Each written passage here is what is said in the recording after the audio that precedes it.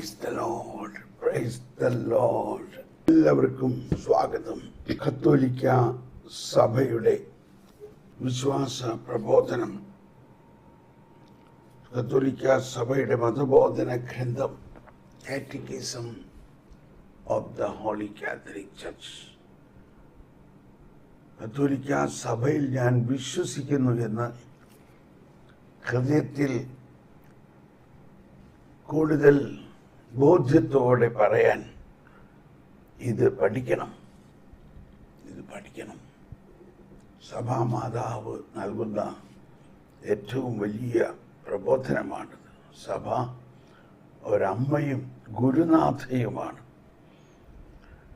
നമുക്ക് ഈ പഠന പരമ്പരയുടെ 1058 എപ്പിസോഡിലേക്ക് പ്രവേശിക്കാം. നമുക്ക് പ്രാർത്ഥിക്കാം. പരിശുദ്ധാത്മാവേ, അഭിഷേകം നൽകണേ, അഭിഷേകം നൽകണേ. യെസ്, നമ്മുടെ ഓപ്പണിംഗ് വേർഡ് ഇതാണ്. 2565. അനന്ത നന്മയായ പിതാവിനോടും അവിടുത്തെ പുത്രനായ യേശുക്രിസ്തുവിനോടും പരിശുദ്ധാത്മാവിനോടും ദൈവമക്കൾക്കുള്ള സജീവ ബന്ധമാണ് പുതിയ ഉടമ്പടിയിൽ പ്രാർത്ഥന. അതാണ് പുതിയ ഉടമ്പടിയിൽ പ്രാർത്ഥന പഴയ ഉടമ്പടിയിലെ പ്രാർത്ഥനയിൽ നിന്ന് വ്യത്യസ്തമാണ്. എന്താണ്? പരിശുദ്ധ രാജകീയ ത്രിത്വത്തിന് മുഴുവനും സമ്പൂർണ്ണ മനുഷ്യചേതനയുമായുള്ള ഐക്യമാണ് ദൈവരാജ്യത്തിൻ്റെ കൃപാവരം. ദൈവരാജ്യത്തിൻ്റെ കൃപാവരം. പരിശുദ്ധ രാജകീയ ത്രിത്വത്തിന് സമ്പൂർണ്ണ മനുഷ്യചേതനയുമായുള്ള ഐക്യമാണ് ദൈവരാജ്യത്തിൻ്റെ കൃപാവരം. Praise the Lord, praise the Lord. നമുക്ക് തുടർന്ന് പ്രവചനത്തിലേക്ക് പ്രവേശിക്കാം. ഒരിക്കൽ കൂടി ഒന്ന് പ്രാർത്ഥിക്കാം. പരിശുദ്ധാത്മാവേ, അങ്ങയുടെ അഭിഷേകം ഞങ്ങൾ തുറക്കണമേ. ഇന്ന് അന്നു വേണ്ട ആഹാരം, ഇന്നത്തേക്കുള്ള അഭിഷേകം സ്നേഹമായിരിക്കട്ടെ നിങ്ങളുടെ ലക്ഷ്യം. അതേസമയം ആത്മീയ ദാനങ്ങൾക്കായി, പ്രത്യേകിച്ച് പ്രവചന വരത്തിനായി തീഷ്ണതയോടെ ആഗ്രഹിക്കുവിൻ. ആകയാൽ എൻ്റെ സഹോദരങ്ങൾ, വീണ്ടും 1 കൊരിന്ത്യർ 14 അവസാനം ഉണ്ടോ? 14 ആദ്യവും അവസാനവും ഉത്കൃഷ്ടദാനങ്ങൾക്ക് വേണ്ടി തീഷ്ണമായി അഭിലഷിക്കുവിൻ. ഉത്തമമായ മാർഗം ഞാൻ നിങ്ങൾക്ക് കാണിച്ചു തരാം. അവർ പുറപ്പെട്ടു, ഗ്രാമങ്ങൾ തോറും ചുറ്റി സഞ്ചരിച്ചു, സുവിശേഷം പ്രസംഗിക്കുകയും എല്ലായിടത്തും രോഗശാന്തി നൽകുകയും ചെയ്തു. 9:6 കണ്ടോ? ഈ 9 മുക്കുവന്മാരെയാണ് ഈശോ വിളിച്ചത്. അവരെ വിളിച്ച ഉടനെ തന്നെ അവർക്ക് കൊടുത്തു. അവർക്ക് എല്ലാവിധ അഭിഷേകങ്ങളും കൊടുത്തു. ഇത് നമുക്കും തന്നിട്ടുണ്ട്, പക്ഷെ നമ്മളിത് ഉപയോഗിക്കുന്നില്ല.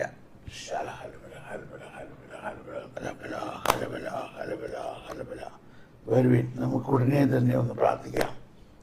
നമ്മുടെ ഗ്രൂപ്പിലുള്ളവരും ഭവനത്തിലുള്ളവരും നിരവധി പേർ വലിയ രോഗാവസ്ഥയിലാണ്. എല്ലാ രോഗങ്ങളും കർത്താവ് സുഖപ്പെടുത്തി. കർത്താവേ, ഇത് ഞങ്ങളുടെ ഈ ഗ്രൂപ്പിൽ തന്നെ എല്ലാ രോഗങ്ങളും സുഖപ്പെടുത്തണമേ. രോഗികളെ സുഖപ്പെടുത്തുന്നതിനുള്ള ശക്തി അവരിലുണ്ടായിരുന്നു. അവരിൽ നിന്നും ശക്തി പുറപ്പെട്ടു. ലൂക്കായുടെ സുവിശേഷത്തിൽ 9-ാം അധ്യായത്തിന് മുൻപ് 5:18-19, 6:18-19 അവരിൽ നിന്നും ശക്തി പുറപ്പെട്ടു. ഓ പരിശുദ്ധാത്മാവേ, ഓ പരിശുദ്ധാത്മാവേ, ഞങ്ങളിൽ വസിക്കുന്ന പരിശുദ്ധാത്മാവേ, ഞങ്ങളിൽ വസിക്കുന്ന പരിശുദ്ധാത്മാവേ. അപ്പോൾ കർത്താവിൻ്റെ ആത്മാവ് ശക്തമായി നിന്നിൽ ആവസിക്കും. കണ്ടോ? വെറുതെ ആവസിച്ചാൽ പോരാ. കർത്താവിൻ്റെ ആത്മാവ് ശക്തമായി നിന്നിൽ ആവസിക്കും. എന്താ അതിൻ്റെ അർത്ഥം? അതായത് എല്ലാ അഭിഷേകവും തുറക്കുന്ന ഒരവസ്ഥയാണ്. ശക്തമായി നിന്നിൽ ആവസിക്കും. നീയും അവരോടൊത്ത് പ്രവചിക്കാൻ തുടങ്ങും. സാവൂൾ രാജാവേ, അഭിഷേകം ചെയ്ത ഉടനെ സാവൂള് പ്രവചിക്കാൻ തുടങ്ങി. മറ്റൊരു മനുഷ്യനായി നീ മാറും. അതാണ് പ്രവചനവരം നമ്മളിൽ തുറന്നു കഴിഞ്ഞാൽ നമ്മൾ മറ്റൊരു മനുഷ്യനായി മാറും. ഈ വരദാനങ്ങൾ നമ്മളിൽ തുറന്നു കഴിഞ്ഞാൽ നമ്മൾ മറ്റൊരു മനുഷ്യനായി മാറും. ഇന്നലെ ഒരാൾ എന്നോട് വന്നിട്ട് സംസാരിക്കാൻ തുടങ്ങുമ്പോൾ പറഞ്ഞു, ബ്രദറെ, ഞങ്ങളൊക്കെ സാധാരണ മനുഷ്യൻ. ഞാൻ പറഞ്ഞു, അത് തന്നെ തെറ്റ്. നിങ്ങളൊക്കെ സാധാരണ മനുഷ്യരാണെന്ന് പറയുന്നത് തെറ്റാണ്. നമ്മൾ സാധാരണ മനുഷ്യരല്ല. നമ്മളെല്ലാവരും ദൈവമക്കളും മറ്റൊരു ക്രിസ്തുമാരാണ്. എന്നിരുന്നാലും നമ്മളിൽ ബലഹീനതകളുണ്ട്. ഈ നിധി മൺപാത്രത്തിലാണ് നൽകിയിരിക്കുന്നത്. ആ മൺപാത്രത്തിൻ്റെ അവസ്ഥ ഉണ്ടെങ്കിലും എന്താണ് ശക്തം? നമ്മളിൽ വസിക്കുന്ന ക്രിസ്തുവോ നമ്മളുടെ മൺപാത്രമോ? ഹല്ലേലൂയ. അതുകൊണ്ട് ആ മൺപാത്രം അവിടെ ഇരുന്നോട്ടെ. ആ മൺപാത്രം കർത്താവിനറിയാം. ശല ഹല ഹല ഹല ഹല ഹല ശല ഹല ഹല ഹല ഹല ഹല. ആരോ എന്നെ സ്പർശിച്ചു, എന്നിൽ നിന്നും ശക്തി നിർഗമിച്ചിരിക്കുന്നു എന്ന് ഞാൻ അറിയുന്നു. ലൂക്ക 8:46, ലൂക്ക 6:18. അവിടെയും എഴുതിയിരിക്കുന്നത്, അവനിൽ നിന്നും ശക്തി പുറപ്പെട്ട് എല്ലാവരെയും സുഖപ്പെടുത്തി. നമുക്ക് വീണ്ടും സാവൂളിൻ്റെ പ്രവചനത്തിലേക്ക് നീങ്ങാം. സാവൂളും ഭൃത്യനും ഗിബെയയിലെത്തിയപ്പോൾ പ്രവാചകഗണത്തെ കണ്ടു. ഉടൻ ദൈവത്തിൻ്റെ ആത്മാവ് അവനിൽ ശക്തമായി പ്രവർത്തിച്ചു. അതാണ്, അവനും അവരോടൊത്ത് പ്രവചിക്കാൻ തുടങ്ങി. അപ്പോൾ ഈ പ്രവചനം ഉണ്ടാകുന്നതിൻ്റെ ഒരു അവസ്ഥ ഇതാണ്. വീണ്ടും ഞാൻ കേട്ടു, നീ ഇനിയും അനേകം ജനതകളെയും രാജ്യങ്ങളെയും ഭാഷകളെയും രാജാക്കന്മാരെയും കുറിച്ച് പ്രവചിക്കണം. വെളിപാട് 10:11. വീണ്ടും ഞാൻ കേട്ടു. ഏത് വെളിപാട്? യോഹന്നാൻ. നീ ഇനിയും അനേകം ജനതകളെയും രാജ്യങ്ങളെയും ഭാഷകളെയും രാജാക്കന്മാരെയും കുറിച്ച് പ്രവചിക്കണം. ഇത് കൃത്യമായിട്ട് എന്നോട് പറയുന്ന ഒരു പ്രവചനമായിട്ട് തോന്നില്ല. ഇത് തന്നെ എന്നോട് എപ്പോഴും പറയണത്. ഓരോ രാജ്യങ്ങളിലും പോകുമ്പോഴും ഇത് തന്നെയാണ് പറയണത്. നീ ഇനിയും അനേകം ജനതകളെയും രാജ്യങ്ങളെയും ഭാഷകളെയും രാജാക്കന്മാരെയും കുറിച്ച് പ്രവചിക്കണം.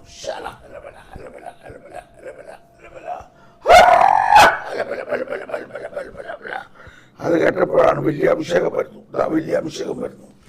വീണ്ടും ദൈവമായ കർത്താവ് തൻ്റെ ദാസരായ പ്രവാചകന്മാർക്ക് തൻ്റെ രഹസ്യങ്ങൾ വെളിപ്പെടുത്താതെ ഒന്നും ചെയ്യുന്നില്ല.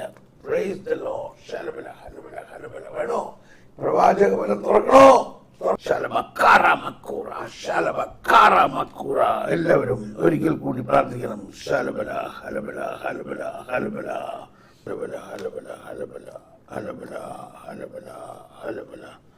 പരിശുദ്ധാത്മാവേ, നിറയണേ, നിറയണേ, നിറയണേ. ഓ പരിശുദ്ധാത്മാവേ, ഞങ്ങളിൽ നിറയണേ. Come Holy Spirit, come Holy Spirit. Let the anointing of the Lord come down.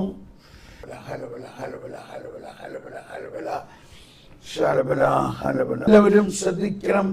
എല്ലാവരും വളരെ ശ്രദ്ധിക്കണം. എന്തോ കർത്താവ് പ്രത്യേകം പറയാൻ പോകുന്നതായിട്ട് തോന്നുന്നു. പരിശുദ്ധാത്മാവേ, ഞങ്ങൾ അങ്ങേ ആരാധിക്കുന്നു, ഞങ്ങൾ അങ്ങേ സ്തുതിക്കുന്നു. ഓ പരിശുദ്ധാത്മാവേ, ഞങ്ങൾ അങ്ങേ ആരാധിക്കുന്നു. ഓ ഈശോയെ, ഞങ്ങൾ അങ്ങേ ആരാധിക്കുന്നു. ഓ പിതാവേ, ഞങ്ങൾ അങ്ങേ ആരാധിക്കുന്നു.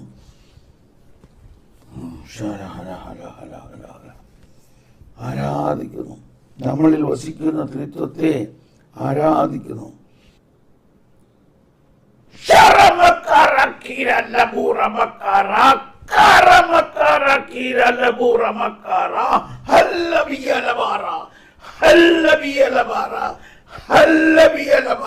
എന്റെ ജനമേ, എന്റെ വാത്സല്യഭാജനങ്ങളെ, എന്റെ അഭിഷേകത്തെ തളർത്താൻ ആർക്കും സാധ്യമല്ല. ഞാൻ നിങ്ങൾക്ക് നൽകിയ അഭിഷേകത്തെ ആർക്കും തളർത്താൻ സാധ്യമല്ല. ഞാൻ നിങ്ങൾക്ക് തന്ന അഭിഷേകം എന്നും നിലനിൽക്കും. നിങ്ങളിൽ എന്നും നിലനിൽക്കുന്ന അഭിഷേകമാണ്. അതെന്നും നിലനിൽക്കുന്ന അഭിഷേകമാണ്. അത് അനന്തത മുതൽ അനന്തത വരെയുള്ള അഭിഷേകമാണ്. ഞാനാകുന്നു അനാദി മുതൽ അനന്തതയിലേക്കുള്ള അഭിഷേകം. ഞാനാകുന്നു അനാദി മുതൽ അനന്തത വരെയുള്ള അഭിഷേകം. അനാദി മുതൽ അനന്തത വരെയുള്ള കർത്താവും സൃഷ്ടാവും ജീവദാതാവുമാകുന്ന ഞാൻ തന്നെ നിങ്ങളിൽ എഴുന്നള്ളിയിരിക്കുന്നു. ഞാൻ തന്നെ നിങ്ങളിൽ എഴുന്നള്ളിയിരിക്കുന്നു.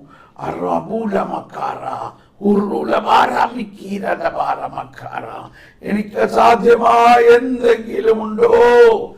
എന്നിരുന്നാലും നിങ്ങളിൽ മാനുഷികമായ ബലഹീനതകൾ നിലനിർത്താൻ ഞാൻ അനുവദിച്ചിരിക്കുന്നത് പരമമായ ശക്തി എന്റേതാണെന്ന് നിങ്ങൾ അറിയണം. പരമമായ ശക്തി എന്നിൽ നിന്നാണ്. ആ ഞാൻ നിങ്ങളിലുണ്ട്. നിങ്ങളുടെ ബലഹീനതകളോ മറ്റുള്ളവരുടെ ബലഹീനതകളോ മറ്റുള്ളവരുടെ പ്രകോപനങ്ങളോ ഒന്നും എന്റെ അഭിഷേകത്തെ കുറയ്ക്കുന്നില്ല. ഇതാ ഞാൻ തുറന്നു വിടുന്നു. ഇതാ ഞാൻ കൂടുതൽ ശക്തമായി തുറക്കുന്നു. നിങ്ങളിലുള്ള അഭിഷേകത്തെ ഞാൻ തുറക്കുന്നു. നിങ്ങളിലുള്ള അഭിഷേകത്തെ ഞാൻ തുറക്കുന്നു. നിങ്ങളുടെ എല്ലാ ബലഹീനതകളെയും വെട്ടിച്ചുകൊണ്ട്, മറ്റുള്ളവരുടെ പ്രകോപനങ്ങളെ വെട്ടിച്ചുകൊണ്ട് ഞാനിതാ മുന്നേറുന്നു.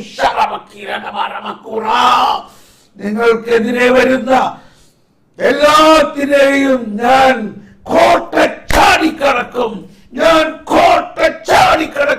ഞാൻ കോട്ട ചാടിക്കടന്ന് നിങ്ങളെയും കൊണ്ടുപോകുന്നു.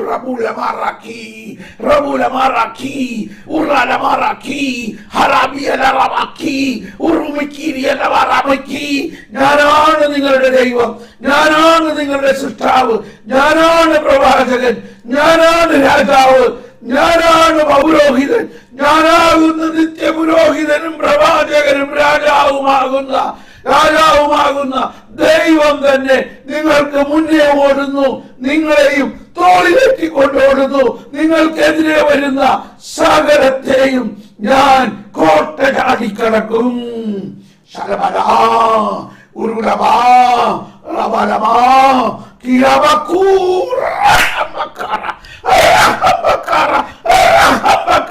ഇതാ ഇപ്പോൾ തന്നെ നിങ്ങളുടെ ആത്മാവിനെ തുളച്ചു കയറുന്നു. നിങ്ങളുടെ ആത്മാവിലൂടെ ഞാൻ തുളച്ചു കയറുകയും മറ്റുള്ള ആത്മാവുകളിലേക്ക് ഞാൻ തുളച്ചു കയറും. മറ്റുള്ള ആത്മാവുകളിലേക്ക് ഞാൻ തുളച്ചു കയറും. എന്റെ ശബ്ദം എന്റെ അഭിഷേകത്തിനെ തടസ്സപ്പെടുത്താൻ ഒരു ശക്തിക്കും സാധ്യമല്ല. ഒരു പാപത്തിനും സാധ്യമല്ല. ഒരു അന്ധകാരത്തിനും സാധ്യമല്ല. ഒരു എതിർ ശക്തിക്കും സാധ്യമല്ല. ഒന്നിനും സാധ്യമല്ല.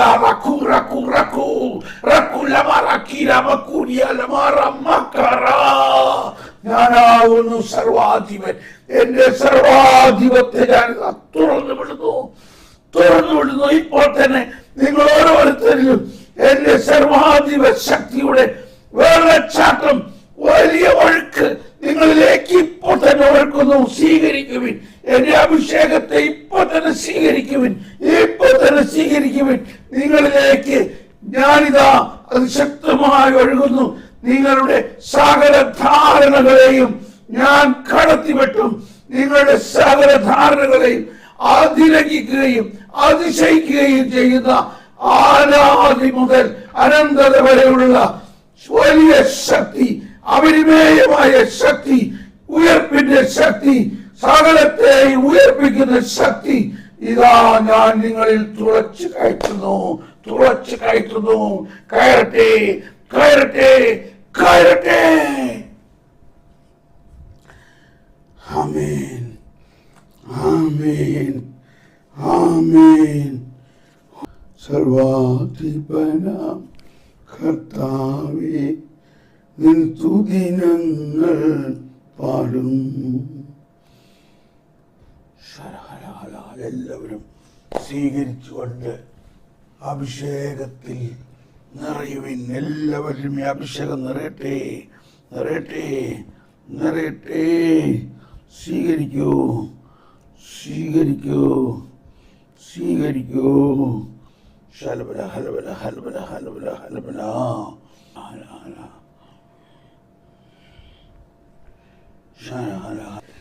നന്ദി കർത്താവേ, നന്ദി കർത്താവേ, നന്ദി. ഞങ്ങളെല്ലാവരും സ്വീകരിക്കുന്നു കർത്താവേ. ഞാനിത് സ്വീകരിക്കുന്നു, ഞാനിത് സ്വീകരിക്കുന്നു, ഞാനിത് സ്വീകരിക്കുന്നു. എനിക്കെതിരെ വരുന്ന സകലത്തിനെയും കോട്ട ചാടിക്കടക്കുന്ന ശക്തി ഞങ്ങൾ സ്വീകരിക്കുന്നു. ഞങ്ങൾ തുളച്ചു കയറും, ഞങ്ങൾ തുളയുണ്ടാക്കി കയറും, ഞങ്ങൾ കോട്ടയ്ക്ക് തുരങ്കമിട്ട് കയറും, കോട്ടയുടെ മുകളിലൂടെ ചാടിക്കയറും. ശലബല ഹലബല ഹലബല ഹലബല ഹലബല. നമുക്കെതിരെ വരുന്നതിനെ ഒന്നും ഭയപ്പെടേണ്ട. ഇപ്പോൾ ശക്തമായ രോഗശാന്തിയുടെ സന്ദേശം വരുന്നുണ്ട്. ഒരാളെ കാണുന്നത് എലിയുടെ വേദനയാണ്. എലിയുടെ ഹിപ്പ് ജോയിന്റ്, ഇങ്ങനെ ഹിപ്പ് ജോയിന്റ് സ്റ്റക്കായിട്ട് ഭയങ്കര വേദന അനുഭവിക്കുന്ന ഒരാളെ കർത്താവ് സുഖപ്പെടുത്തുന്നു. തുടർന്ന് മൈഗ്രെയിൻ ഹെഡേക്ക് സുഖപ്പെടുത്തുന്നു. കണ്ണിന് വേദനയും വെള്ളവും വരുന്നു, ആ വ്യക്തിയെ സുഖപ്പെടുത്തുന്നു. ഈ സൗഖ്യങ്ങളെല്ലാം മർക്കോസ് 16:20 അനുസരിച്ചുള്ള ഈ കേട്ട പ്രവചനത്തിനെ കർത്താവ് സ്ഥിരീകരിക്കുന്നതാണ്. ഒന്നുകൂടി നമുക്ക് നന്ദി പറഞ്ഞ് പ്രാർത്ഥിക്കാം. ഈ പ്രവചനത്തിനെ പ്രതി നന്ദി പറയുക, ഈ പ്രവചനത്തെ പ്രതി നന്ദി പറയുക. നമ്മളെല്ലാവരും എതിർപ്പുകളെ പ്രതി ഭയന്നിരിക്കുകയാണ്. 18:29 കോട്ട ചാടിക്കടക്കുന്നില്ല. ഞാൻ എൻ്റെ മനസ്സിൽ വരുന്ന ഒരു ചിത്രം കുറേ നേരമായി എൻ്റെ മനസ്സിലിങ്ങനെ വരുന്നത്, അത് ഞാൻ പറഞ്ഞോട്ടെ. ഫുട്ബോൾ കളിക്കുന്ന കാര്യമാണ്, ഫുട്ബോൾ കളി. അപ്പോൾ ഞാനൊരു ഫുട്ബോൾ കളിക്കാരനായിരുന്നു. അപ്പോൾ ഞാൻ സെൻറ്റർ ഫോർവേഡാണ്. ഞാൻ ആ കുതിച്ചോടുമ്പോൾ മറ്റുള്ളവരെല്ലാം എനിക്ക് എതിരായിട്ട് വരും. പക്ഷെ ഞാൻ അതിനെ വെട്ടിച്ചുകൊണ്ട് ബോള് തലയിലെടുത്ത് തല കൊണ്ട് ഹെഡ് ചെയ്ത് ബോളാക്കും. അതാണ് ഇപ്പോൾ ഞാൻ എന്നെ കാണിച്ചു തരുന്നത്. സാധാരണഗതിയിൽ ഫുട്ബോൾ കാലുകൊണ്ട് കളിക്കാം. പക്ഷേ എന്നെക്കൊണ്ട് എൻ്റെ ഒരു സ്പെഷ്യാലിറ്റി ഇതായിരുന്നു. ഞാൻ തലയിലൊരു കെട്ടൊക്കെ കെട്ടിയിട്ട് ഇങ്ങനെ ബോള് തലയിൽ ഇങ്ങനെ എടുത്തിട്ട് ഹെഡ് ചെയ്ത് ആരെ തൊടിക്കാതെ ഗോളാക്കും. അതാണ് പ്രവചനപരം, അതാണ് പ്രവചനപരം. മറ്റവരൊക്കെ കാലും കൊണ്ട് കളിച്ചുകൊണ്ടിരിക്കും. അതാണ് കോട്ട ചാടിക്കിടക്കുന്നുള്ളത്. അങ്ങനത്തെ കളിയാണ്.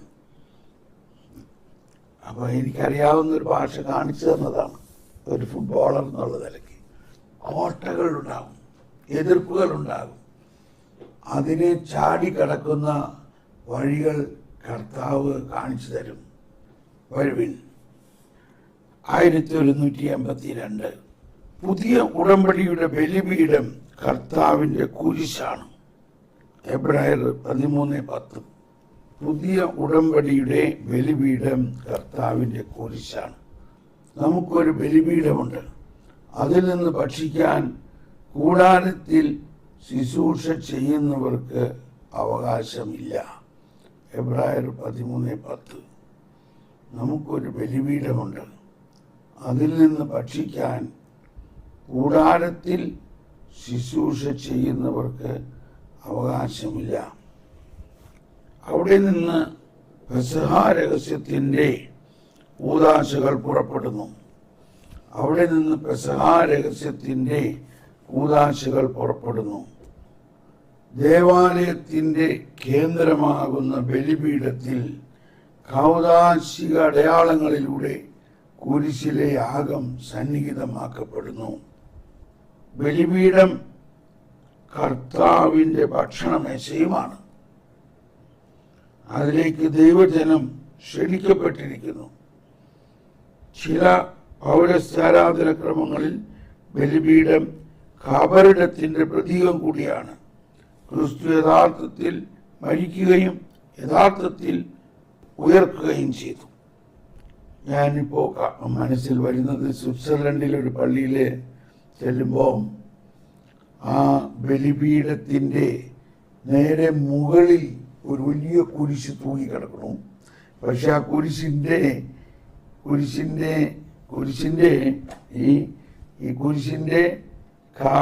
കാൽ കുരിശിൻ്റെ താഴെ ഭാഗം ഒരു 2 അടി നീളം ഇല്ല. അത് ബലിപീഠത്തിൻ്റെ താഴെയാണ്. ബലിപീഠത്തിൻ്റെ താഴെ തൂങ്ങിക്കിടക്കുന്നു ഇത്രയും ഭാഗം. ബാക്കി ഭാഗം മുകളിൽ തൂങ്ങിക്കിടക്കുന്നു. അപ്പോൾ അത് ഈ അർത്ഥത്തിലാണ് ഈ അൾത്താര എന്ന് ബലിപീഠം എന്ന് പറയുന്നത് ഒരു മേശ ആയിട്ടല്ല നമ്മൾ കാണേണ്ടത്. അതേസമയത്ത് അതൊരു മേശയുമാണ്. അത് അന്ത്യത്താഴത്തിൻ്റെ മേശയുമാണ്. അതേസമയത്ത് ഈശോയുടെ പുതിയ ഉടമ്പടിയുടെ ബലിപീഠം കർത്താവിൻ്റെ കുരിശാണ്. കർത്താവിൻ്റെ കുരിശ്. അപ്പോൾ ഇതെല്ലാം നമുക്ക് ആ ബലിപീഠത്തിൽ നിന്നുകൊണ്ട് വചനം പ്രസംഗിക്കാൻ പാടില്ല എന്നാണ്. വചന പ്രഘോഷണം നടത്തുന്നത് വചനവേദിയിൽ നിന്നാണ്. ബലിപീഠം അത്രയ്ക്ക് വണങ്ങപ്പെടേണ്ട ആരാധിക്കപ്പെടേണ്ട ഒന്നാണ്. ആ ബലിപീഠത്തിൽ വെച്ചുകൊണ്ടാണ് ബലിയർപ്പകൻ അർപ്പിക്കുന്നത്. അവൻ അവിടെ നിന്ന് പിരിയുന്നതും ബലിയർപ്പണത്തിൽ ബലിവേദിയിൽ വെച്ചുകൊണ്ടാണ്. പുതിയ ഉടമ്പടിയുടെ ബലിപീഠം കർത്താവിൻ്റെ കുരിശാണ്. ഈ കുരിശെല്ലാം നമ്മൾ കൊണ്ട് നടക്കുമ്പോൾ ആ കുരിശൊക്കെ എടുത്തുകൊണ്ട് ഈ കുരിശ് കെട്ടിത്തൂക്കുമ്പോഴും കുരിശ് നമ്മൾ ധരിക്കുമ്പോഴെല്ലാം കുറെ കൂടി ഭക്തിയും ഈ രഹസ്യങ്ങളെ കുറിച്ചുള്ള ബോധ്യത്തിൽ നമ്മൾ ചെയ്യണം. കുരിശിനെ അതുപോലെ നമ്മൾ വണങ്ങണം. എന്തുകൊണ്ടാണ്? അത് ബലിപീഠമാണ് കർത്താവ് ഈശോ മിശിഹായുടെ. അവിടെ നിന്ന് പെസഹ രഹസ്യത്തിൻ്റെ കൂദാശകൾ പുറപ്പെടുന്നു.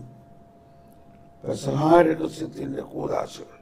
അപ്പോൾ എന്താണ് പഴയ നിയമവും പുതിയ നിയമവും തമ്മിലുള്ള ഏറ്റവും വലിയ വ്യത്യാസം? പഴയ നിയമത്തിലെ ആരാധനകൾക്കോ പ്രാർത്ഥനകൾക്കോ എല്ലാം ഈ സൂചനകൾ.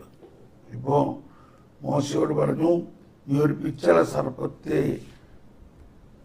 ഒരു കമ്പിൽ ഉയർത്തുക, അതിനെ നോക്കുന്നവരെല്ലാം സൗഖ്യപ്പെടും. മോശ ചെയ്തു. ഉടനെ ആ പിച്ചള സർപ്പത്തെ, ആ കമ്പിൽ കുത്തിയിരുത്തിയിരിക്കുന്ന പിച്ചള സർപ്പത്തെ നോക്കിയവരെല്ലാം സൗഖ്യപ്പെട്ടു. എന്തുകൊണ്ടാണ്? ഈശോയുടെ വിലാസകനം പെസഹാക്ക് 1000 വർഷങ്ങൾക്ക് മുൻപ് ഈ വരാനിരിക്കുന്ന കുരിശിൽ കിടക്കുന്ന ഈശോയെ തന്നെയാണ് അവിടെ സൗഖ്യപ്പെടുത്തുന്നത്. അപ്പോൾ അവിടെ ആ സൗഖ്യം കിട്ടുന്നതും ഈ കുരിശിൽ ഉയർത്തിയിരിക്കുന്ന പിച്ചള സർപ്പം, അതായത് ഈ കുരിശിൽ ഉയർത്തിയിരിക്കുന്ന കർത്താവ് ഈശോ മിശിഹായുടെ യോഗ്യതയാണ്. അതുകൊണ്ടാണ് അപ്പൊ ആ കുരിശിൽ ഈശോ മരിക്കുന്നതിന് മുൻപ് തന്നെ, ഈശോയുടെ മരണത്തിന് മുൻപ് തന്നെ, ഈശോയുടെ മരണവും പുനരുത്ഥാനത്തിൻ്റെ പ്രസരണം പഴയ നിയമത്തിലുണ്ട്. പക്ഷെ അതിൻ്റെ യോഗ്യത വരുന്നത് ഈശോയുടെ കുരിശിൽ നിന്നാണ്. ഇത് കാര്യം മനസ്സിലാക്കാനാണ് ബുദ്ധിമുട്ട്.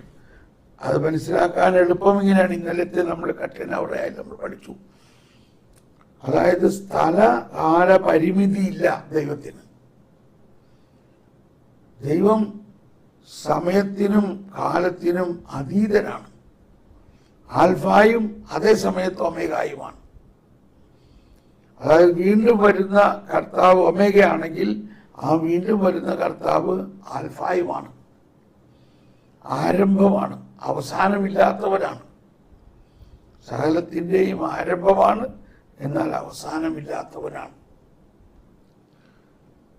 അപ്പോൾ ഇതെല്ലാം നമ്മൾ ഈ ബലിപീഠത്തെ, ഈശോയുടെ കുരിശ് ഒരു സെൻട്രൽ പോയിന്റാണ്. ഈശോയുടെ മരണം പുനരുത്ഥാനത്തിന് വേണ്ടി കൂടിയാണ് ഈശോ മരിക്കുന്നത്. മരിച്ചാലല്ലേ പുനരുത്ഥാനം ഉണ്ടാവുള്ളൂ. എന്തിനാ മരിച്ചത്? പുനരുത്ഥാനം ഉണ്ടാകാൻ വേണ്ടിയിട്ടാണ്. പുനരുത്ഥാനത്തിൽ ഏറ്റവും ആവശ്യമായിട്ടുള്ള ഒന്നാണ് മരണം. നമ്മൾക്ക് പുനരുത്ഥാനം വേണോ? പുനരുത്ഥാനം വേണമെങ്കിൽ അവനോടൊപ്പം മരിക്കണം. അതുകൊണ്ടാണ് നമുക്ക് പല പ്രശ്നങ്ങളും ബുദ്ധിമുട്ടുകളൊക്കെ ഉണ്ടാകുന്നത്. അവനോടൊപ്പം ഇപ്പൊ തന്നെ ആ മരണത്തിൽ പങ്കുചേരാൻ, പീഡാസഹനത്തിൽ പങ്കുചേരാൻ വേണ്ടിയിട്ടാണ്. അപ്പോൾ നമ്മുടെ ബലിയർപ്പണത്തിൻ്റെ മറ്റൊരു വശം, ഈശോയുടെ ജീവിത ബലിയിൽ നമ്മുടെ ജീവിതവും പങ്കുചേരുകയാണ്. അതാണ് അവിടെ നിന്ന് പെസഹാ രഹസ്യത്തിൻ്റെ കൂദാശകൾ പുറപ്പെടുന്നു. എവിടെ നിന്ന്? ഈ കുരിശിൽ നിന്ന്. ആ കൂദാശകളുടെ ഒരു മങ്ങിയ അല്ലെങ്കിൽ ഒരു ഷാഡോ ആണ് പഴയ നിയമത്തിലെ സകല അത്ഭുതങ്ങളും. ഈ കുരിശിൽ ഉയർപ്പിൻ്റെ പെസഹാ രഹസ്യങ്ങളുടെ ഒരു ഷാഡോ.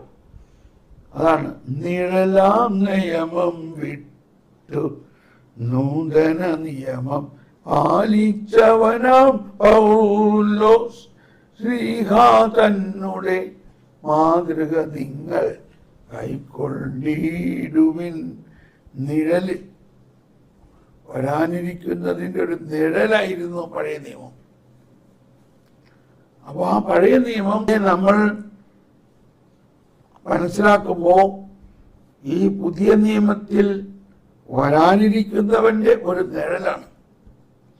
ഞാൻ പെട്ടെന്നൊരു ഉദാഹരണം പറഞ്ഞോട്ടെ. ഞാൻ പലപ്പോഴും പറയാറുള്ളതാണ്, എങ്കിലും ഇപ്പോൾ വീണ്ടും അത് പറയാൻ തോന്നുകയാണ്. കാരണം ഒരുപാട് പേര് എനിക്ക് വചനങ്ങളൊക്കെ അയക്കുന്നത് വെറും പഴയ നിയമം മാത്രമാണ്. പക്ഷേ ഒരുപക്ഷെ അവരത് മനസ്സിലാക്കിയിട്ടാണോ എന്ന് എനിക്കറിയില്ല. ആ പഴയ നിയമത്തിലെ എല്ലാം പുതിയ നിയമമായിട്ട് ബന്ധപ്പെടുമ്പോഴാണ് അതിന് അഭിഷേകം. ഉദാഹരണം, മോശയോട് കർത്താവ് പറഞ്ഞു, കുഞ്ഞാടിനെ കൊല്ലുക, ബലിയർപ്പിച്ച് കുഞ്ഞാടിന്റെ രക്തം കട്ടളപ്പടിയിൽ തെളിക്കുക. ആ കട്ടളപ്പടിയിൽ, കുഞ്ഞാടിന്റെ രക്തം തെളിച്ചിട്ടുള്ള കട്ടളപ്പടിയിൽ സംഹാരദൂതൻ പ്രവേശിക്കുകയില്ല. എന്തുകൊണ്ടാണ് കുഞ്ഞാടിന്റെ രക്തത്തിന് അവിടെ ശക്തി വരുന്നത്? വരാനിരിക്കുന്ന ദൈവകുഞ്ഞാടായ യേശുക്രിസ്തുവിന്റെ പെസഹാ രഹസ്യത്വമായിട്ട് അതിനെ ബന്ധപ്പെട്ടതുകൊണ്ടാണ്. ആ പെസഹയിൽ നിന്നുള്ള ശക്തി പിന്നോട്ട് പോയി 1000 വർഷങ്ങൾക്ക് മുൻപ് ഇസ്രായേൽ ജനത്തിന് വിടുതൽ നൽകുന്നു. ഞാൻ പറയാനിരുന്ന കഥ ഇതാണ്. ഒരു കല്യാണാലോചന വന്നു. മോൾക്ക് കല്യാണാലോചന. ചെറുക്കൻ അമേരിക്കയിലാണ് അല്ലെങ്കിൽ കാനഡയിലാണ്. അവർ തമ്മിലും നമ്മൾ വാട്സപ്പിലൂടെയും സ്കൈപ്പിലൂടെ എല്ലാം കണ്ടു. മാതാപിതാക്കളും കണ്ടു, ചെറുക്കനും പെണ്ണും കണ്ടു. പെണ്ണ് കാണൽ അങ്ങനെ നടന്നു. ഇഷ്ടപ്പെട്ടു. നിനക്ക് ഇഷ്ടമായോ? എല്ലാവർക്കും ഇഷ്ടപ്പെട്ടു. കല്യാണം ഉറച്ചു. പക്ഷെ ഇനി കല്യാണം നടക്കുന്നത് അടുത്ത വെക്കേഷനെ നടക്കുള്ളൂ. അടുത്ത വെക്കേഷന് ലീവ് കിട്ടുമ്പോഴേ ചെറുക്കൻ നാട്ടിൽ വരുള്ളൂ. അപ്പോഴേ കല്യാണം നടക്കുള്ളൂ. അങ്ങനെ ഇരിക്കെ ചെറുക്കൻ അവിടെ നിന്ന് വീഡിയോ ആയിട്ടും ഫോട്ടോകളും ഒക്കെ ഇങ്ങനെ അയച്ചുകൊണ്ടിരിക്കുകയാണ്. ഇവിടെ നമ്മുടെ വീട്ടിൽ, പെണ്ണിൻ്റെ വീട്ടുകാര് ഈ പടമെല്ലാം പ്രിന്റ് ചെയ്ത് ചുമരിലൊട്ടിച്ചിരിക്കുകയാണ്. നാട്ടുകാരും വീട്ടുകാരും ഒക്കെ വരുമ്പോൾ, ഇതാരാ? ഇത് ഞങ്ങളുടെ മോളെ കല്യാണം ഉറപ്പിച്ചു. ഇതാ അവൻ്റെ ചെറുക്കൻ. ഞാൻ ഉറപ്പിച്ചു. കല്യാണം അടുത്ത അവധിക്ക് നടക്കുള്ളൂ. ഓഹോ, പ്രൈസ് ദ ലോർഡ്, നല്ല മിടുക്കനാണല്ലോ. സോ അവൻ്റെ താടി കണ്ടോ, അവൻ്റെ കണ്ണ് കണ്ടോ, എല്ലാം മനോഹരമായിട്ടിരിക്കുന്നു. എല്ലാവർക്കും വലിയ സന്തോഷമായി. വീട്ടിൽ തന്നെ ഒരു പുതിയ അറ്റ്മോസ്ഫിയർ. പെൺകുച്ചിൻ്റെ കല്യാണം ഉറച്ചു. ഇങ്ങനെ ദിവസങ്ങൾ പോയി, മാസങ്ങൾ പോയി. അങ്ങനെ മധ്യവേനൽ അവധിയായി. ചെറുക്കൻ നാട്ടിൽ വരികയാണ്. ചെറുക്കൻ നാട്ടിൽ വരുന്നു. ഇതാ കല്യാണം നടക്കുന്നു. കല്യാണം നടന്നു. ചെറുക്കൻ പെണ്ണിൻ്റെ വീട്ടിൽ വന്നിരിക്കുന്നു. അങ്ങനെ ചെറുക്കൻ അവിടെ ഇരിക്കണു. അണിഞ്ഞൊരുങ്ങി പെണ്ണും ചെറുക്കനും അവിടെ ഇരിക്കുന്നു. ഇപ്പൊ ഈ നാട്ടുകാരും വീട്ടുകാരും ഒക്കെ വരുമ്പോ നമ്മൾ എന്ത് കാണിച്ചു കൊടുക്കണം? നമ്മൾ എന്ത് കാണിച്ചു കൊടുക്കണം? അന്ന് ആ ചെറുക്കൻ അയച്ച പടങ്ങൾ കാണിച്ചു കൊടുക്കണോ, അതോ ചെറുക്കനെ നേരിട്ട് കാണണോ? അതാണ് പുതിയ നിയമം. മനസ്സിലായോ? പുതിയ നിയമം മണവാളൻ നേരിട്ട് വന്നിരിക്കുന്നു. മണവറ നമ്മുടെ ആത്മാവിൽ വന്നിരിക്കുന്നു, നമ്മുടെ ഭവനത്തിൽ വന്നിരിക്കുന്നു. പക്ഷെ അവൻ പണ്ടയച്ച പടങ്ങളുണ്ട്, പണ്ടയച്ച വീഡിയോകളുണ്ട്. അതാണ് പഴയ നിയമം. ഓരോ പ്രവാചകരിലൂടെയും അരുളി ചെയ്തു. സങ്കീർത്തനത്തിൽ വീഡിയോ ആയിട്ടാണ്. അപ്പൊ ഈ ഒരു ബോധ്യം നമുക്കുണ്ടാകണം. അതോടൊപ്പം ഈശോ വന്നത് വെറും ഒരു പൂർത്തീകരണം മാത്രമല്ല, പ്രവാചകന്മാരുടെ പൂർത്തീകരണം മാത്രമല്ല. ഈശോ പൂർത്തീകരിച്ചത് എന്താ? ഈശോ ആ പ്രവചനത്തിലൂടെ പൂർത്തീകരിച്ചത്, നിന്റെ പാപം കടും ചുമപ്പാണെങ്കിലും ഞാൻ അവയെല്ലാം തൂവെള്ള പോലെയാക്കും. ഇതാണ് ദൈവനീതി. ദൈവനീതി എന്ന് പറയുന്നത് ദൈവം മനുഷ്യന്റെ പാപങ്ങൾ അവനെതിരെ പരിഗണിക്കാതെ തന്റെ പുത്രനെ അയച്ച് പുത്രൻ ആ പാപങ്ങൾക്ക് പരിഹാരം ചെയ്തു. പുത്രൻ ആ പാപങ്ങൾ ഏറ്റെടുത്തു, നമ്മളെ സ്വതന്ത്രമാക്കി വിട്ടിരിക്കുന്നു. He അക്വിറ്റഡ് us. നിയമത്തെയോ പ്രവാചകന്മാരെ അസാധുവാക്കാനാണ് ഞാൻ വന്നതെന്ന് നിങ്ങൾ വിചാരിക്കരുത്. അസാധുവാക്കാനല്ല, പൂർത്തിയാക്കാൻ. അപ്പോ പലർക്കും ഈ ഗ്രൂപ്പിൽ ഇതിൽ സംശയമുണ്ടെങ്കിൽ, ഇന്നലെ ഏതോ പിന്നെ അതൊരു പ്രവചനത്തിൽ പറഞ്ഞു, ദൈവനീതിയെ കുറിച്ച് പഠിക്കണം നിങ്ങൾ. അത് പ്രവചനത്തിൽ തന്നെ വന്നു. ദൈവനീതി മനസ്സിലാക്കണം. ഇനി അതിൽ നിങ്ങൾ വന്ന 1987 മുതൽ 2011 വരെയുള്ള ഭാഗങ്ങൾ എല്ലാവരും വായിച്ചിട്ട് 1-2 പേര് അതിനകത്ത് സംശയങ്ങൾ ചോദിച്ചു. ആ സംശയങ്ങൾ എന്നോട് ചോദിച്ചോളൂ, ഞാനപ്പോൾ അതിന് പ്രബോധനത്തിലൂടെ ഉത്തരം തരാം. അപ്പോ ദൈവനീതി മനസ്സിലാക്കണം.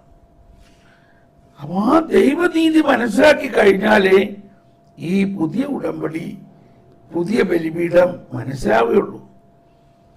അവിടെ നിന്ന് പെസഹാ രഹസ്യത്തിന്റെ കൂദാശകൾ പുറപ്പെടുന്നു.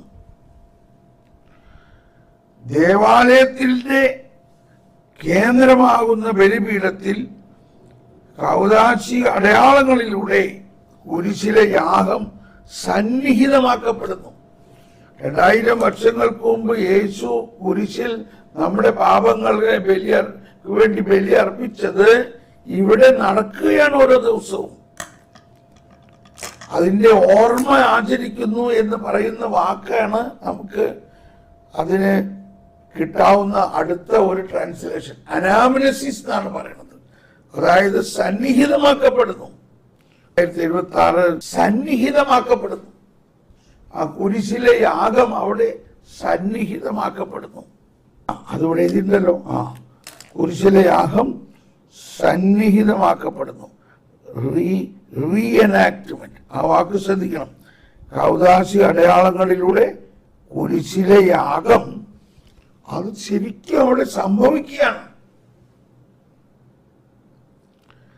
അപ്പൊ ആ സംഭവത്തിൽ ഭൂലോക പാപം നീക്കുന്ന ദൈവത്തിന്റെ തമ്പുരാട്ടിക്കുട്ടിയായി ഈശോ തമ്പുരാനെ എന്ന് നമ്മൾ പറയുമ്പോൾ വളരെ സൂക്ഷിച്ച് പറയണം. അതിന്റെ അർത്ഥവ്യാപ്തി ഉൾക്കൊള്ളണം. ഈശോ കുരിശിൽ ലോകം മുഴുവന്റെയും പാപം ഏറ്റെടുത്തു. പക്ഷെ നമ്മൾക്കിപ്പോഴും അത് വിശ്വസിക്കാൻ പറ്റുന്നില്ല. നമ്മുടെ പാപം ഏറ്റെടുത്തുന്നു. അപ്പൊ നമുക്ക് ശിക്ഷയില്ലേ? ശിക്ഷയില്ലേ? നമ്മളാരും ശിക്ഷിക്കില്ലേ? ഇതാണ് സംശയം. അപ്പൊ പഴയ നിയമത്തിൽ ശിക്ഷയുണ്ട്, തലമുറകൾക്ക് ശിക്ഷയുണ്ടാവുമെന്ന് പറഞ്ഞിട്ടുണ്ട് മോശയുടെ കൽപ്പനയിൽ. പക്ഷെ ആ ശിക്ഷയാണ് യേശു ഏറ്റെടുത്തത്. ആ ശിക്ഷ യേശു ഏറ്റെടുത്തു. അതാണ് റോമർ 8. ആകയാൽ ഇപ്പോൾ യേശുക്രിസ്തുവിനോട് ഐക്യപ്പെട്ടിരിക്കുന്നവർക്ക് ശിക്ഷാവിധിയില്ല. അപ്പോൾ ജ്ഞാനസ്നാനത്തിലൂടെ നാം യേശുക്രിസ്തുവിനോട് ഐക്യപ്പെട്ടിരിക്കുന്നവരാണോ? എന്തെന്നാൽ യേശുക്രിസ്തുവിലുള്ള ജീവാത്മാവിന്റെ നിയമം, അത് യേശുക്രിസ്തു ഒരു നിയമം കൊണ്ടുവന്നിട്ടുണ്ട്. ഗലാത്യ 6:2 പറയുന്നത് ക്രിസ്തുവിന്റെ നിയമം. അപ്പൊ പഴയ നിയമം, മോശയുടെ നിയമം ദൈവം തന്നെ തന്നതാണെങ്കിലും ആ നിയമത്തെ പൂർത്തീകരിക്കുന്ന ക്രിസ്തുവിന്റെ നിയമം, ഇതാണ് ആരും മനസ്സിലാകാത്തത്. നമ്മൾ നിയമം എന്ന് പറയുമ്പോൾ ഉടനെ മോശ കൊണ്ടുവന്ന 10 കൽപ്പനകളാണ് ചിന്തിക്കുന്നത്. അത് പൂർത്തിയാക്കണം. എന്നാൽ അതിനേക്കാൾ വലുതാണ് എന്തെന്നാൽ യേശുക്രിസ്തുവിലുള്ള ജീവാത്മാവിന്റെ നിയമം. അടുത്തത് മോശയുടെ നിയമം, നിന്നെ പാപത്തിന്റെയും മരണത്തിന്റെയും നിയമത്തിൽ നിന്ന് സ്വതന്ത്രനാക്കിയിരിക്കുന്നു. അതിന്റെ 2 നിയമം. മോശയിലൂടെ വന്ന നിയമം പാപത്തിന്റെയും മരണത്തിന്റെയും. ആ നിയമത്തിന് നമ്മളെ രക്ഷിക്കാനുള്ള കഴിവില്ല. മോശയുടെ നിയമത്തിന് പാപത്തെക്കുറിച്ചുള്ള അറിവ് കിട്ടുന്നു. ആ പാപത്തിന്റെ വേദന മരണമാണ്. പാപം ചെയ്യുന്നവന്റെ ആത്മാവ് മരിക്കും. എന്നാൽ ആ മരണത്തിൽ നിന്ന് രക്ഷിക്കുന്ന ജീവാത്മാവിന്റെ നിയമമാണ് ക്രിസ്തുവിന്റെ നിയമം. മനസ്സിലായോ? ഈ അറിവ് വളരെ വലിയൊരു അറിവാണ്. ഇത് പിന്നെ പരിശുദ്ധാത്മാവ് തന്ന പ്രവചനത്തിന്റെ ഒരു ഭാഗമാണെന്ന് വിചാരിക്കണം. ഇതറിഞ്ഞവനാണ് കോട്ട ചാടി കിടക്കാൻ പറ്റുള്ളൂ, അല്ലാത്തവന് കോട്ട ചാടാൻ പറ്റൂല. അയ്യോ, ഞാൻ പാപിയാണേ, ഞാൻ നരകത്തിൽ പോകുവേ, ഇങ്ങനെ പറഞ്ഞുകൊണ്ടിരിക്കും. പാപിയാണ്. പക്ഷെ എന്റെ പാപം ആരേറ്റെടുത്തു? ക്രിസ്തു ഏറ്റെടുത്തു. കണ്ടോ? ഇവിടെ റോമർ 2 കണ്ടോ? എന്താണ് അതിന്റെ വ്യത്യാസം? ഇതാരെങ്കിലും പഠിപ്പിച്ചിട്ടുണ്ടോ? പഠിക്കുന്നുണ്ടോ? എന്താണ് ഈ 2 നിയമത്തിന്റെ വ്യത്യാസം? 5:4 നിയമത്തിലാണ് നിങ്ങൾ നീതീകരിക്കപ്പെടുന്നതെന്ന് കരുതുന്നുവെങ്കിൽ ക്രിസ്തുവിനോടുള്ള നിങ്ങളുടെ ബന്ധം വിച്ഛേദിക്കപ്പെട്ടിരിക്കുന്നു, കൃപാവരത്തിൽ നിങ്ങൾ വീണുപോകുകയും ചെയ്തിരിക്കുന്നു. ഓക്കെ, ഇത്രയും മതി. ഇപ്പോ റോമർ 8:2 എന്ത് മനോഹരമല്ലേ! യേശുക്രിസ്തുവിലുള്ള ജീവാത്മാവിന്റെ നിയമം നിന്നെ പാപത്തിന്റെയും മരണത്തിന്റെയും നിയമത്തിൽ നിന്ന് സ്വതന്ത്രരാക്കിയിരിക്കുന്നു. ശരീരത്താൽ ബലഹീനമാക്കപ്പെട്ട നിയമത്തിന് അസാധ്യമായത് ദൈവം ചെയ്ത് അവിടുന്ന് തന്റെ പുത്രനെ പാപപരിഹാരത്തിന് വേണ്ടി പാപകരമായ ശരീരത്തിന്റെ സാദൃശ്യത്തിൽ അയച്ചുകൊണ്ട് പാപത്തിന് ശരീരത്തിൽ ശിക്ഷ വിധിച്ചു. അതാണ് ഈ ബലി. പാപത്തിന് ശരീരത്തിൽ ശിക്ഷ വിധിച്ചു. അപ്പൊ ആ ബലിപീഠത്തിൽ ബലി അർപ്പിക്കുമ്പോൾ ഈ മോശയുടെ നിയമത്തെ, മോശ ഇസ്രായേലിനെ പുറത്തു കൊണ്ടുവന്നതെല്ലാം ഈശോയുടെ ഈ ബലിയുടെ യോഗ്യതയാലാണെന്നും മനസ്സിലാക്കണം. ബലിപീഠം കർത്താവിന്റെ ഭക്ഷണമേശയുമാണ്. അതിലേക്ക് ദൈവജനം ക്ഷണിക്കപ്പെട്ടിരിക്കുന്നു. ചില ആരാധന ക്രമങ്ങളിൽ ബലിപീഠം കബറിടത്തിന്റെ പ്രതീകം കൂടിയാണ്. അതാണ് ഉയർപ്പ്. ചിലർക്ക് ബലിപീഠത്തിന് താഴെ ഈശോയുടെ ശരീരം തന്നെ ഇങ്ങനെ കടത്തിയിരിക്കുന്നത് കാണാം. അപ്പം ഓക്കെ, ഇതിന്റെ സൈഡ് പാരഗ്രാഫ് കൂടി അത് കംപ്ലീറ്റ് ആക്കാൻ നമുക്ക്. 617 നിത്യരക്ഷയുടെ കർത്താവ്. 449 എബ്രായർ 5:9 നിത്യരക്ഷയുടെ കർത്താവ്. ആരാണ് കർത്താവ്? നിത്യരക്ഷയുടെ കർത്താവ്. കർത്താവ് നമുക്ക് എന്ത് തരുന്നു? നിത്യരക്ഷ തരുന്നു. എങ്ങനെ തരുന്നു? നമ്മുടെ പാപങ്ങൾ തൻ്റെ മേൽ ഏറ്റെടുത്തുകൊണ്ട് നിത്യരക്ഷയുടെ കർത്താവ് എന്ന നിലയിൽ ക്രിസ്തുവിൻ്റെ ബലിയുടെ അതുല്യ സ്വഭാവത്തെ തെന്ത്രോസ് സൂനകദോസ് ഊന്നി പറയുന്നു. ഇതൊക്കെയാണ് നമ്മൾ പഠിക്കേണ്ടത്. ഈ സൂനകദോസ് എന്നൊക്കെ പറഞ്ഞാൽ എന്തോ ഒരു വലിയ കാര്യമാണ്. കുരിശുമരത്തിലുള്ള അവിടുത്തെ ഏറ്റവും വിശുദ്ധമായ പീഡാസഹനം നമുക്ക് നീതീകരണം നേടിത്തന്നു. അതാണ് ദൈവനീതി. കണ്ടോ, Council of Trent. Council of Trent Protestantism ഉണ്ടായ സമയത്തുണ്ടായ അവസ്ഥയാണ്. നമ്മളെ നീതീകരിച്ചിരിക്കുന്നു. ആര് നീതീകരിച്ചു? നമ്മുടെ നന്മ പ്രവൃത്തി കൊണ്ടോ നമ്മുടെ എന്തെങ്കിലും മെറിറ്റ് കൊണ്ടല്ല, യോഗ്യത കൊണ്ടല്ല. കുരിശുമരണത്തിലുള്ള കുരിശിനാൽ അവിടുന്ന് ലോകത്തെ വീണ്ടെടുത്തു, രണ്ടാം തലം. ഇങ്ങനെ നമ്മൾ പറഞ്ഞു പോകുന്നുണ്ടെങ്കിലും നീയൊക്കെ നരകത്തിൽ പോകട്ടാ, നീ ഇതേ മരിച്ചാൽ നരകത്തിൽ പോകും. മനസ്സിലായിട്ടാ? ഈ കുരിശിന്റെ വഴി കഴിഞ്ഞു വന്നിട്ട് ഇതാണ് നമ്മൾ മറ്റുള്ളവരോട് പറയണത്. എവിടെയാണ് നമ്മുടെ വിശ്വാസം? ക്ഷമിക്കണം, ഞാനിതൊക്കെ പറയണത്. നമ്മൾ വളരണമെങ്കിൽ ഈ പ്രബോധനം പഠിക്കണം.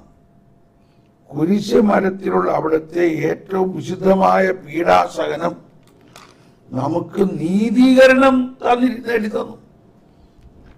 ഫൊസ്റ്റീനയുടെ ഡയറിയിൽ പറയുന്നു, ഇനി കരുണയുടെ കാലം കഴിഞ്ഞ് ഇനി നീതിയുടെ കാലമാണ്. അങ്ങനെ കണ്ണുരുട്ടിയല്ല ഫൊസ്റ്റീന അത് എഴുതിയിരിക്കുന്നത്. ഫൊസ്റ്റീനയോട് കർത്താവ് പറയുന്നത് കരുണയേക്കാൾ വലിയ സ്നേഹത്തിൻ്റെ, വാത്സല്യത്തിൻ്റെ, പാപപൂർത്തിയുടെ, പാപവിമോചനത്തിൻ്റെ, ശുദ്ധീകരണത്തിൻ്റെ നാൾ വരുന്നു. അതാണ്. അല്ലാണ്ട് നീതി എന്ന് പറയുന്നത് നമ്മളെ തീയിലിട്ട് വറക്കണ ഒരു പരിപാടി അല്ല. കരുണയുടെ കാലം കഴിച്ചു, ഈ നീതിയുടെ കാലവും. അപ്പൊ ദൈവനീതി എന്താന്ന് മനസ്സിലാകാത്തപ്പോ നമ്മൾക്ക് ഒരു കാര്യവും നടക്കില്ല. പനിയും പിടിച്ച് രോഗം പിടിച്ച് അങ്ങനെ ഇരിക്കലുണ്ടാവുള്ളൂ. കാരണം കർത്താവിൻ്റെ ശുദ്ധീകരണവും രോഗശാന്തിയും നടക്കണമെങ്കിൽ, ഈ അത്ഭുതങ്ങളും അടയാളങ്ങളും നമ്മളിൽ നടക്കണമെങ്കിൽ ഒറ്റ വചനം, ആദ്യം ദൈവത്തിൻ്റെ രാജ്യവും അവിടുത്തെ നീതിയും.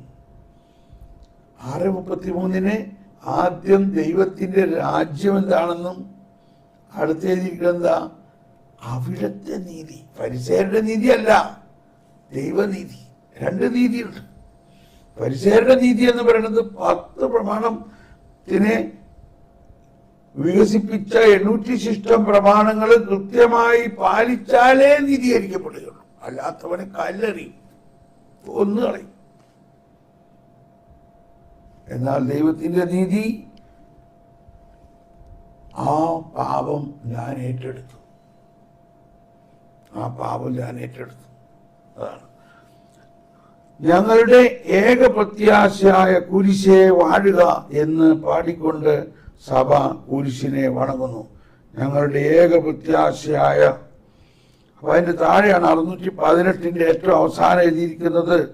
ലീമായിലെ വിശുദ്ധ റോസിന്റെ പർദീസയിലേക്കുള്ള ഏകവും സത്യവുമായ ഗോണി ഇതാണ്, സ്വർഗത്തിലേക്ക് കയറാൻ കുരിശല്ലാതെ മറ്റൊരു മാർഗമില്ല. ഇനി 1323 കുർബാനയെ കുറിച്ചുള്ള പ്രബോധനമാണ്. അവിടെയും കുർബാനയിൽ 13 അൾത്താര. കുർബാനയുടെ ആഘോഷത്തിൽ സഭ അൾത്താരയ്ക്ക് ചുറ്റും സമ്മേളിക്കുന്നു. അൾത്താര ഒരേ രഹസ്യത്തിന്റെ 2 വശങ്ങളെ പ്രതിനിധീകരിക്കുന്നു. ബലിയുടെ അൾത്താരയും കർത്താവിന്റെ വിരുന്നുമേശയും. ക്രൈസ്തവ ബലിപീഠം ക്രിസ്തുവിന്റെ തന്നെ പ്രതീകമായതിനാൽ, ശ്രദ്ധിക്കണം, ക്രൈസ്തവ ബലിപീഠം ക്രിസ്തുവിന്റെ തന്നെ പ്രതീകമായതിനാൽ ഇത് എത്രയും വാസ്തവമാണ്. ഇത് വളരെ ബുദ്ധിമുട്ടുള്ള ഒരു കാര്യമാണ്. തന്റെ വിശ്വാസികളുടെ സമൂഹത്തിൽ സന്നിഹിതനായി നമ്മുടെ അനുരഞ്ജനത്തിനായി അർപ്പിക്കപ്പെടുന്ന ബലിവസ്തു എന്ന നിലയിലും നമുക്ക് തന്നെ തന്നെ പ്രദാനം ചെയ്യുന്ന സ്വർഗീയ ഭോജ്യം എന്ന നിലയിലും ഉള്ള ക്രിസ്തുവിന്റെ പ്രതീകമാണത്. എന്നാൽ ക്രിസ്തുവിന്റെ ശരീരത്തിന്റെ പ്രതീകമല്ലെങ്കിൽ പിന്നെ എന്താണ് ക്രിസ്തുവിന്റെ അൾത്താര? അത് വിശുദ്ധ അംബ്രോസ്, അതെ വിശുദ്ധ അംബ്രോസ് എന്ന് വിശുദ്ധ അംബ്രോസ് ചോദിക്കുന്നു. മറ്റൊരിടത്ത് അദ്ദേഹം പറയുന്നു, അൾത്താര ക്രിസ്തുവിന്റെ ശരീരത്തെ പ്രതിനിധാനം ചെയ്യുന്നു. ക്രിസ്തുവിന്റെ ശരീരം അൾത്താരയിലാണ് താനും. ബലിയുടെയും ദിവ്യകാരുണ്യ സ്വീകരണത്തിന്റെയും ഈ ഐക്യത്തെ പല പ്രാർത്ഥനകളിലും ആരാധനക്രമം വെളിവാക്കുന്നുണ്ട്. അങ്ങനെ റോമൻ സഭ അതിന്റെ അനാഫറയിൽ ഇങ്ങനെ പ്രാർത്ഥിക്കുന്നു. ശ്രദ്ധിക്കണം കേട്ടോ. അനാഫറ: സർവശക്തനായ ദൈവമേ, സ്വർഗത്തിലുള്ള അങ്ങയുടെ അൾത്താരയിലേക്ക്, അങ്ങയുടെ ദൈവിക മഹത്വത്തിന്റെ സന്നിധിയിലേക്ക് ഈ ബലിവസ്തു അങ്ങയുടെ വിശുദ്ധ മാലാഖമാരുടെ കൈകളാൽ സംവഹിക്കപ്പെടുവാൻ കൽപ്പിച്ചരുളണമെന്ന് ഞങ്ങൾ അപേക്ഷിക്കുന്നു. അങ്ങനെ ഞങ്ങൾ ഈ അൾത്താരയിലുള്ള സംസർഗത്തിൽ അങ്ങയുടെ പുത്രന്റെ ഏറ്റവും വിശുദ്ധമായ ശരീരങ്ങൾ സ്വീകരിക്കുമ്പോൾ സ്വർഗീയമായ എല്ലാ അനുഗ്രഹങ്ങൾ കൊണ്ടും കൃപാവരങ്ങൾ കൊണ്ടും നിറഞ്ഞവരായി തീരട്ടെ. Praise the Lord. നമ്മളിവിടെ നിർത്തുകയാണ്. നമ്മളെല്ലാവർക്കും നല്ലൊരു ദിവസം ആശംസിക്കുന്നു. എല്ലാവർക്കും നന്ദി. ഇന്നത്തെ ഈ ശുശ്രൂഷയിൽ നിങ്ങൾക്കുണ്ടായ അനുഭവം, എനിക്കൊരു സന്ദേശം, പ്രത്യേകിച്ച് പ്രവചന സമയത്തുണ്ടായ അനുഭവം, ഈ ക്ലാസ്സിലുണ്ടായ അനുഭവം എല്ലാം നിങ്ങളൊന്ന് എഴുതി അറിയിക്കുകയാണെങ്കിൽ നന്നായിരിക്കും. സന്ദേശമായിട്ട് പ്രൈസ് ദി ലോർഡ്. എല്ലാവർക്കും നന്ദി. ഒരിക്കൽ കൂടി സ്തുതിച്ച് പ്രാർത്ഥിക്കുന്നു.